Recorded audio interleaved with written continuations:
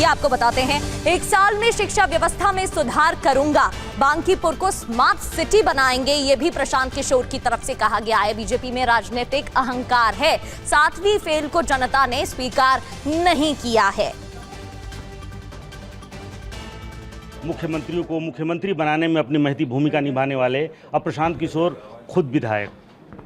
बांकीपुर की जनता ने हमें बना दिया, हम दूसरों को बनने में मदद करते थे, अभी बांकीपुर की जनता ने हमें अपने कंधे पे बैठाकर जिम्मेवारी दी है। कोशिश करेंगे कि जो जिस आशा विश्वास से लोगों ने जिताया है उस पर खरा उतरें। कैसे खरा उतरेंगे? क्या कुछ रोड मैप है? विधायक तो आप बन गए।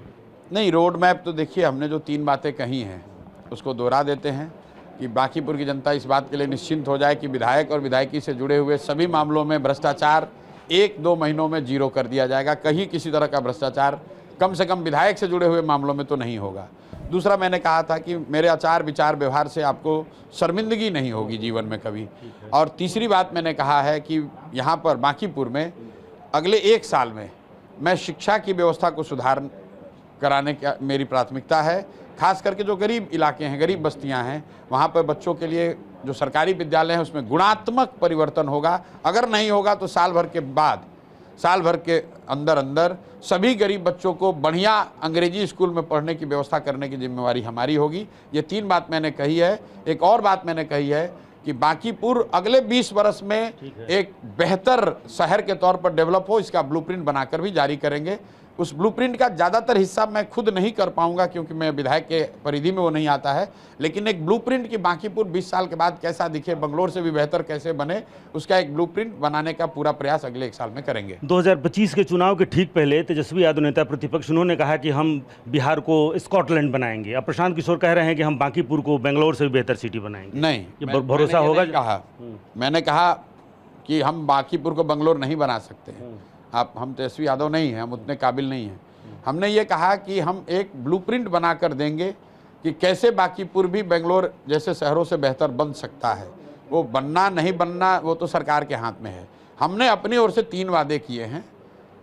भ्रष्टाचार बंद कर देंगे, मेरे आचार विचार व्यवहार से आपको शर्मिंदगी नहीं होगी, और बांकीपुर में बच्चों के पढ़ने की व्यवस्था को बिहार का सबसे अच्छा बना देंगे। इसमें कहीं कोई दो मत नहीं। तेजस्वी यादव से कम काबिल हैं? उनकी पार्टी को 14,000 वोट है, आपको 64,000 है।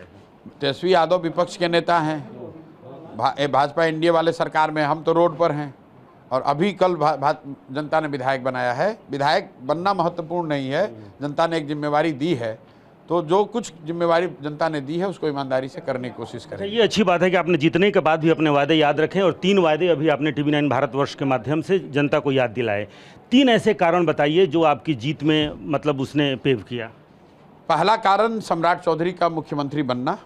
कहीं ना कहीं बिहार की जनता को, बांकीपुर की जनता को ये स्वीकार्य नहीं है कि कोई 7वीं फेल व्यक्ति और 7 लोगों की हत्या में जेल काटे हुए व्यक्ति को बिना वोट के भाजपा के नेतृत्व ने एक तरीके से थोप दिया है। तो ये बहुत बड़ा फैक्टर रहा है। सम्राट चौधरी के नेतृत्व को बिहार की जनता स्वीकार्य नहीं करती है और बांकीपुर की जनता ने उस पर मुहर लगाया। तो वो एक एंटी इनकम्बेंसी टाइप से उनके खिलाफ व्यक्तिगत। दूसरा, भाजपा का जो राजनीतिक अहंकार रहा है, जो बात कही गई, दोहराई गई, घर घर की बात हो गई कि हम लोग कुत्ता बिल्ली को भी खड़ा करेंगे तो बांकीपुर की जनता हम ही को वोट देगी। अब कुछ लोग कह रहे हैं कि हमने ये शब्द नहीं कहा था। ये आपके अहंकार को दिखाता है कि हम किसी को भी खड़ा करेंगे। ओवर कॉन्फिडेंस, अति उनके नेता लेकिन कह रहे हैं कि कुत्ता बिल्ली के बाद किसी ने कही नहीं। कहा तो कई लोगों ने है, आप लोग भी पत्रकार हैं, रोज जानते हैं कि मतलब ये तमाम बात लोग कहते ही हैं बांकीपुर में कि यहाँ तो कुत्ता के भी गला में माला डाल देगी बीजेपी तो वही जीतेगा। ये बात रोज गली में कही जाती है, तो लोगों में उसका बहुत बड़ा रिएक्शन था। और तीसरी बात, जो चुने हुए प्रतिनिधि हैं, कहीं ना कहीं उन्होंने अपने जीत को एक तरीके से टेकन फॉर ग्रांटेड ले लिया है। जैसे यहाँ पर रविशंकर बाबू हैं, पढ़े लिखे विद्वान व्यक्ति हैं, लेकिन आप किसी भी मोहल्ले में जाइए, लोगों ने कहा आज तक रविशंकर बाबू जीतने के बाद आए नहीं। यही हाल कमोवेश सभी नेताओं की, विधायकों की और सांसदों की है, एनडीए से जुड़े हुए लोगों की। इसलिए कि उनको लगता है कि जब चुनाव होगा तो जाति चलेगा, जात नहीं चलेगा तो हिंदू मुसलमान बनाया जाएगा, दोनों नहीं चलेगा तो मोदी जी का चेहरा दिखाया जाएगा, तीनों नहीं चलेगा तो कहा जाएगा कि लालू जी का जंगल राज आ जाएगा, न दोगे वोट तो कहीं ना कहीं इस बांकीपुर के हार से उनको भी ये लगा होगा कि भैया इस कार्ड के ऊपर भी जनता कोई विकल्प बना सकती है। तो ये 3 ही मुद्दे हैं जिसकी वजह से भाजपा हारी है।